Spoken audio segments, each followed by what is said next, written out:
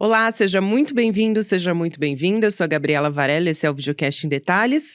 E aqui sempre com um convidado, uma convidada, a gente conversa sobre uma notícia importante do momento ou uma temática relevante. Hoje, justamente, eu vou conversar com o Edivan Guajajara, que é cineasta, fotógrafo e diretor do longa Somos Guardiões, lançamento que contou com a produção do Leonardo DiCaprio e também do cineasta Fisher Stevens. Edivan, muito obrigada por aceitar nosso convite. Seja muito bem-vindo aqui ao ICL em Detalhes.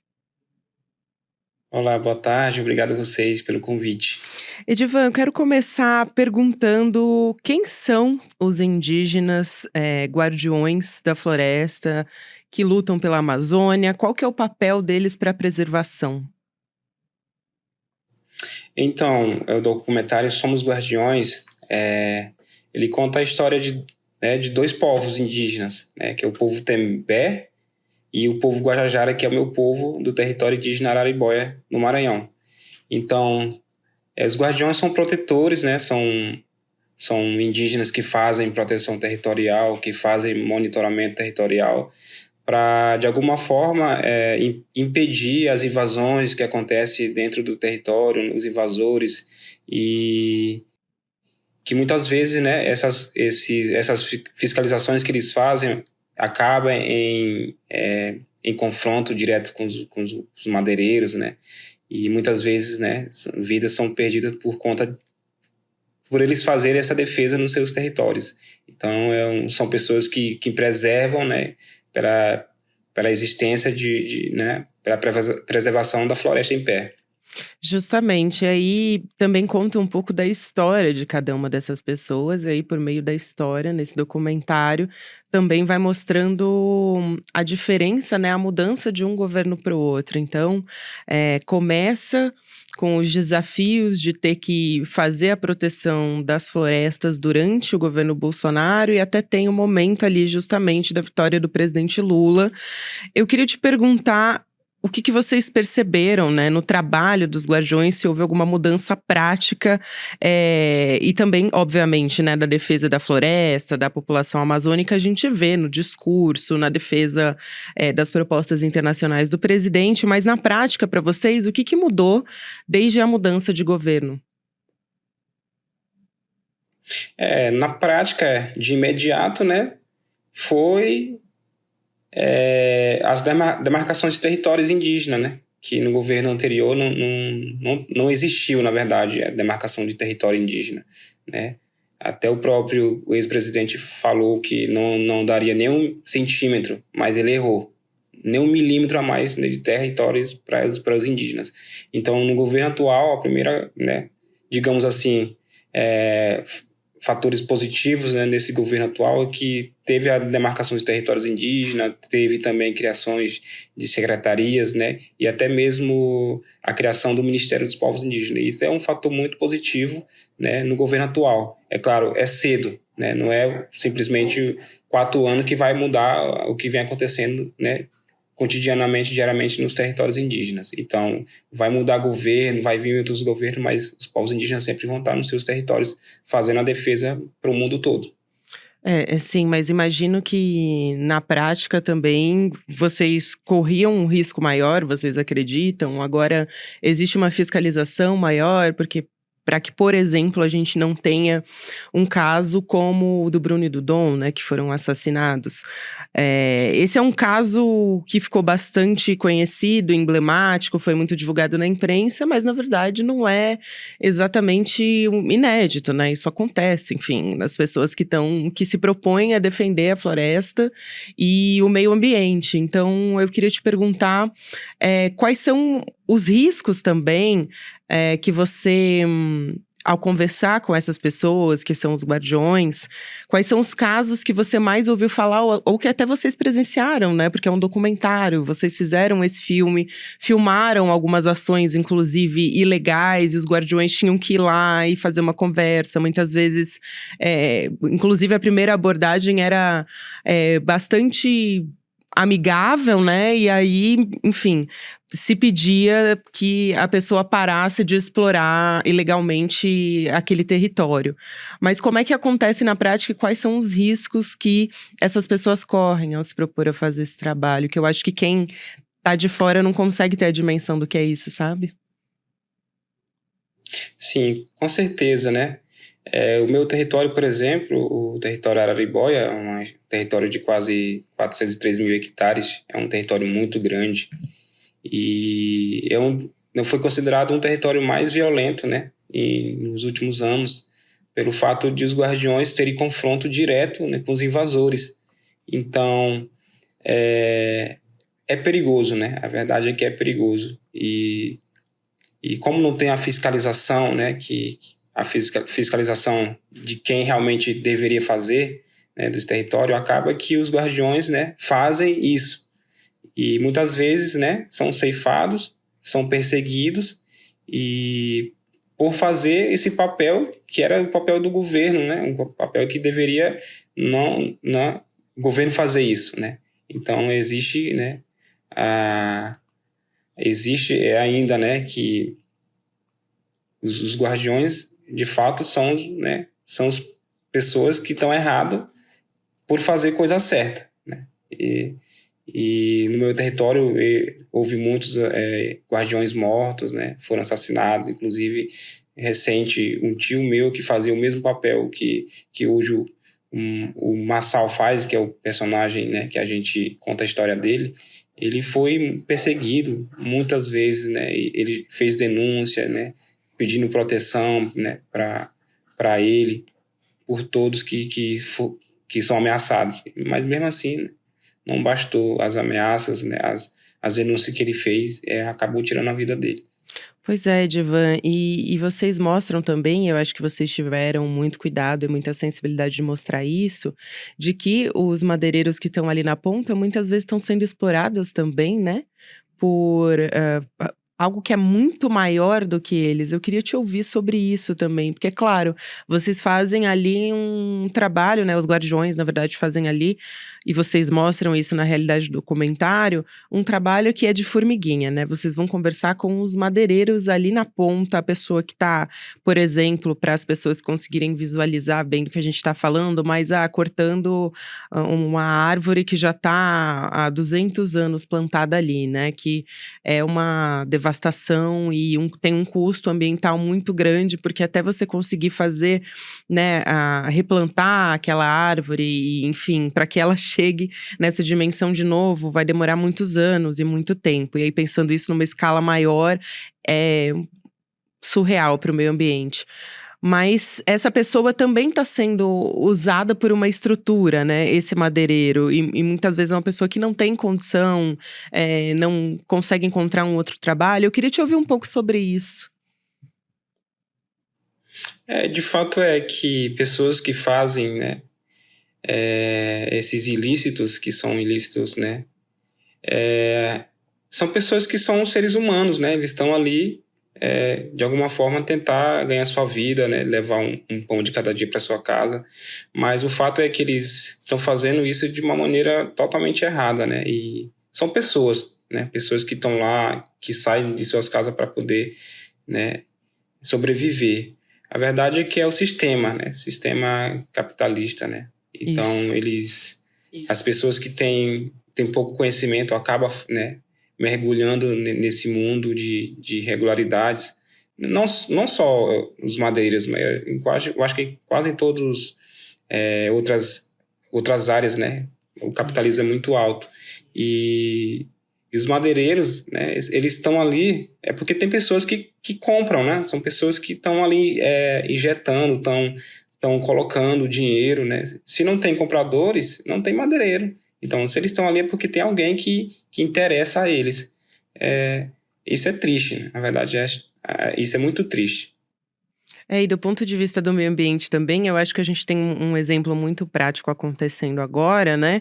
Que são as fumaças em Manaus, que estão acontecendo principalmente por conta da devastação, né? Que são causadas por agropecuaristas, que são grandes nomes, enfim, que acumulam multas ambientais, inclusive, que mesmo assim continuam fazendo a exploração. E no fim das contas, isso aliado a outros problemas relacionados ao meio ambiente, né? Como a seca na região, elas estão muito atreladas a isso, né? A essa exploração ilegal. Sim, Com certeza. O fato é que o ser humano, ele está num mundo de olhos vendados, né? As coisas estão acontecendo, as pessoas não estão enxergando, né, o que está acontecendo no mundo, e não estão enxergando o que está acontecendo na Amazônia. Hoje, por exemplo, na região, né, Tapajós, cara, tá seco, seco, seco, uma região amazônica que isso nunca poderia, né, tá acontecendo e acontece. Em Manaus, né, aquela fumaça que ninguém sabe, quer dizer, todo mundo sabe, né, quais são as causas do porquê que está acontecendo isso. Então, as pessoas estão se portando, né, querem ter mais dinheiro, querem ter mais lucro, mas eles querem acabar, na verdade. Eu acho que querem acabar com tudo que existe na floresta, com tudo que existe na Amazônia, né? E eu não quero ser uma última espécie, né, existente nesse planeta. Eu não quero que meu povo seja uma última espécie existente no planeta, mas as pessoas estão com olhos vendados, né? Eles não querem acreditar, né? Ou eles acreditam ou não querem, não sei. Não sei o que está acontecendo na humanidade hoje. E Edivan, você acha que os guardiões, eles se sentem protegidos pelas autoridades? Porque a gente sabe, principalmente nos 4 anos de governo Bolsonaro, a fragilidade que foi a fiscalização e o apoio, né? Eu citei até o caso do Bruno e do Dom, e eu não entrei em detalhes porque, enfim, todo mundo conhece um pouco, né? A maioria das pessoas conhece o que foi o assassinato do Bruno Pereira e do Dom Phillips. Enfim, foi em junho de 2022, um jornalista britânico que fazia cobertura justamente de meio ambiente, e o Bruno era um indigenista, né, que fazia justamente também um trabalho como esse de defesa do meio ambiente, e eles foram assassinados no Vale do Javari, né, que é a segunda maior terra indígena do Brasil, que deveria justamente ter uma fiscalização muito grande, uma proteção, um apoio muito grande, né, à população local. Você sente que hoje os guardiões, desde quando você fez o documentário, esse cenário melhorou para eles? Eles se sentem protegidos para executar esse trabalho? O fato é que todas as pessoas que fazem a defesa, né, de uma floresta em pé, a defesa da Amazônia viva, tanto como os guardiões ou qualquer outra pessoa que faz essa defesa, são pessoas que são ameaçadas, né? E com a mudança de governo, eu não posso dizer que mudou, né? Eu não posso dizer que agora todo mundo vai melhorar, né? Isso não vai acontecer. Até pelo fato dos territórios indígenas são os territórios que ainda existem, né? O que eles querem, que é o minério, né? Que são as madeiras. Tudo está nos territórios indígenas. Então pode passar governo, entra outro governo, mas a ambição pelos territórios indígenas vai ser a mesma coisa. Isso nunca vai mudar. Os territórios indígenas hoje é como se fossem diamantes, né? São ilhas de diamantes. Então, todo mundo vai querer adentrar, tirar, fazer ilegalidade, né? De alguma forma. Então, nunca vai mudar. E você acha que o filme, né, o documentário que você, inclusive, é diretor, durante a execução, as gravações, como é que foi pra você, né? Porque muitas vezes vocês flagraram, até tem um momento, né, que um dos personagens, ele fala, olha só, a gente tá flagrando agora uma ação ilegal. E vocês pegaram pessoas, né, executando essas ações, assim. Como é que foi a dificuldade de fazer isso? Porque vocês estavam chegando ali com câmeras, né? Não é fácil você justamente documentando, né, aquilo que estava acontecendo, um crime ambiental. Então, como é que foi a dificuldade de fazer isso? Eu queria que você me contasse um pouco. Então, o filme, né, Somos Guardiões, ele é um documentário que foi feito real. Não existiu em nenhum momento ficção.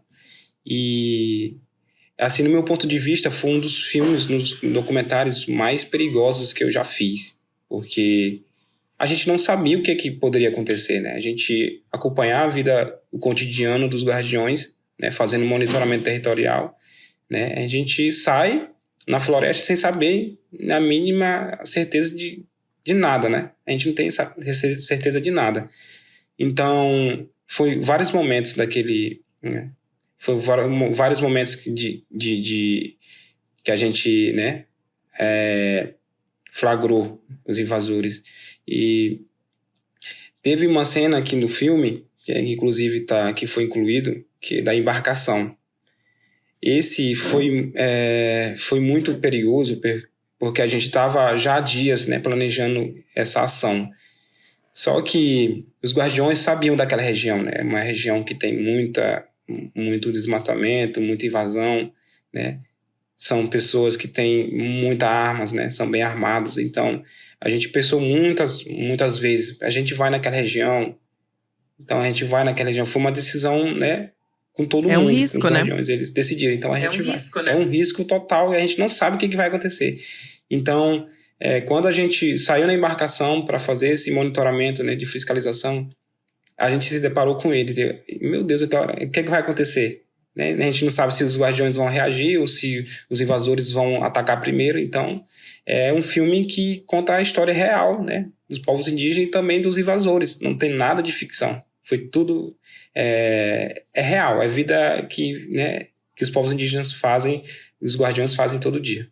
Até me lembrei, né? Você falou sobre o seu tio que foi assassinado fazendo esse trabalho. Inclusive, eu sinto muito. Eu imagino que deve ser uma sensação devastadora, né? De ter alguém que tá fazendo um papel tão importante e morrer no exercício do seu trabalho, assim como tantos outros, né? Que isso já aconteceu.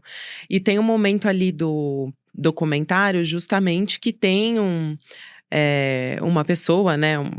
Cometendo uma dessas ações ilegais, um madeireiro, que tá armado, né? E aí, eu achei, assim, de uma coragem, né? Porque a guardiã vira pra ele e fala: você tá armado? Assim, mostrando a arma no barco. O que você ia fazer com essa arma? Ele: não, eu uso pra minha proteção e tudo mais. E assim, simplesmente aquilo poderia ter desencadeado, né, assim, porque não tinha nenhum tipo de proteção, nenhuma autoridade junto. Então, é o dia a dia dessas pessoas, né, o que poderia ter acontecido ali. Exato.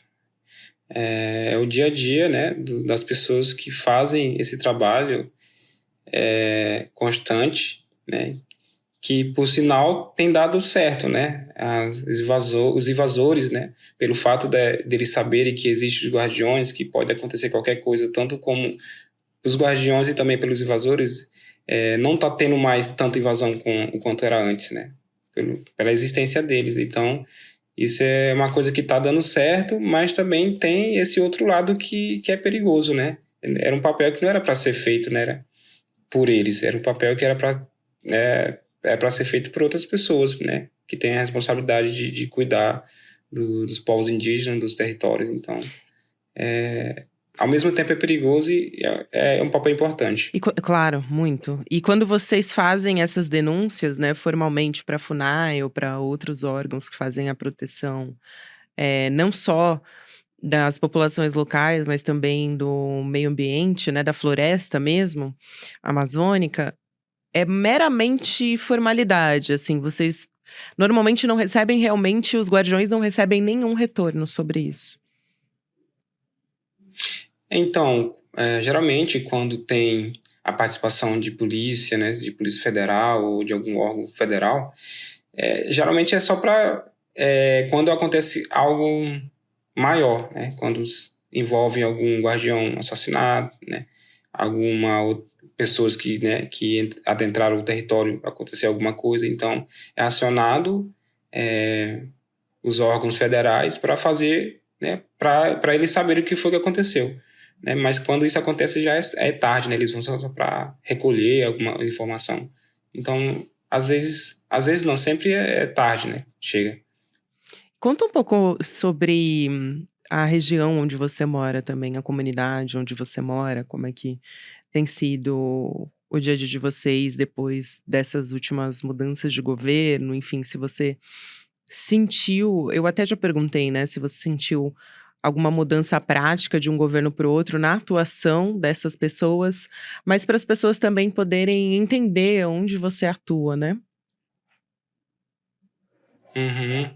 Então, eu sou da região, né, do Maranhão. O meu território é o território indígena Araribóia, como eu já falei, é um território de 413 mil hectares, e esse território, por ser um território muito grande, ele está localizado entre 6 municípios, né? Ele é central, então tem 6 municípios ao redor.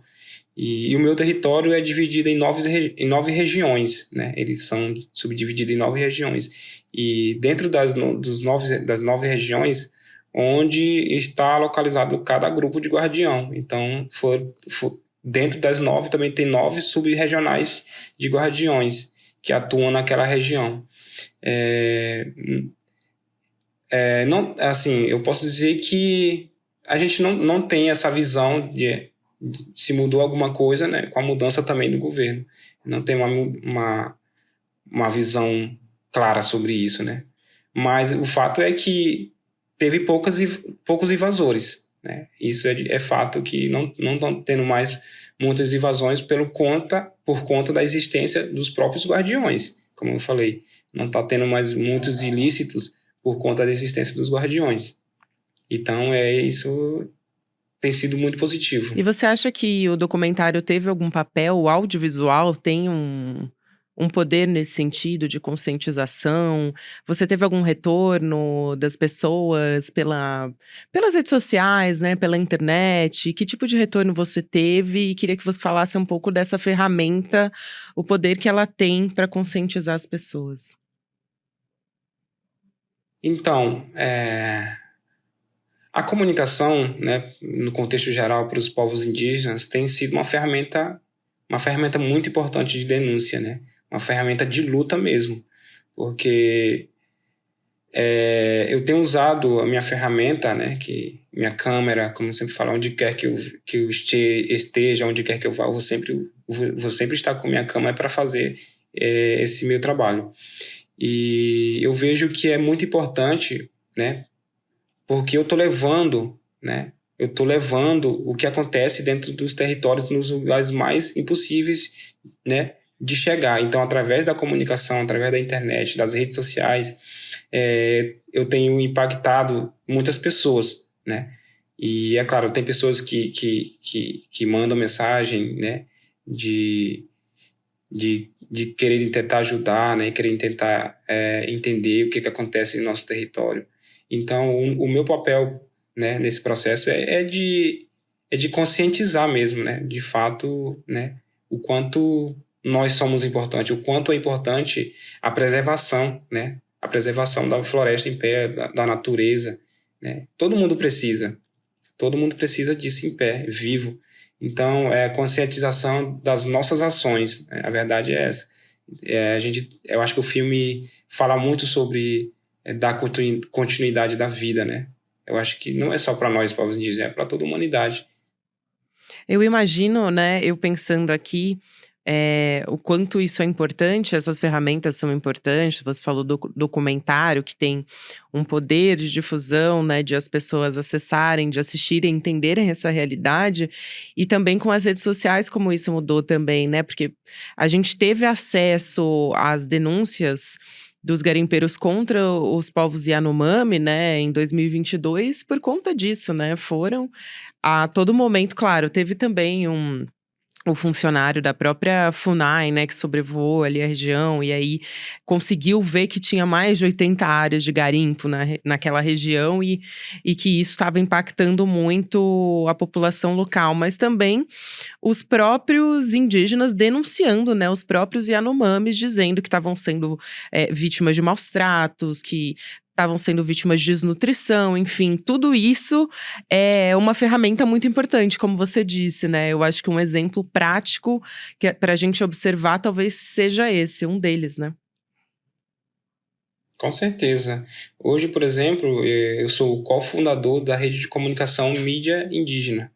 É uma rede de comunicação indígena que fala só das questões de indígenas. E essa ferramenta, né, que a gente faz pelas redes sociais, tem sido muito importante para denúncias, né? Mostrar a nossa realidade, denunciar. Então, a internet também é uma ferramenta de luta, né? Tem sido muito importante. Então, é por isso que eu vejo que quanto mais voz nós tivermos, né, nas redes sociais, a gente vai atingir mais pessoas para conscientizar, para conscientizar todo mundo do papel importante que todo mundo pode fazer.